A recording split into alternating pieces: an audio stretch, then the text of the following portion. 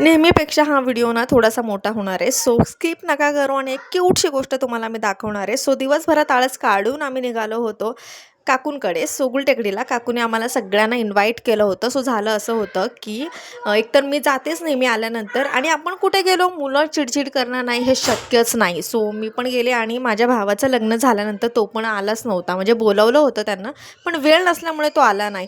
आणि क्यूट गोष्ट म्हणजे ही मांजर जी की मी पण पहिल्यांदा बघते. सो ह्याच मे महिन्यात 27 अशीच काही तारीख सांगितली होती काकूने. तिला 1 वर्ष होईल आणि इतकी गुबगुबीत आहे ना, असं वाटतं की तिला कुठून तरी विकतच घेऊन आलंय. मला तरी अगोदर असंच वाटलं होतं आणि खूप छान आहे ते मांजर. आणि मी खरं सांगू का, मी पहिल्यांदा इतकी मोठी मांजर बघितली होती, ती खूप सुंदर होती. मग आम्ही सगळ्यांनी जेवलो.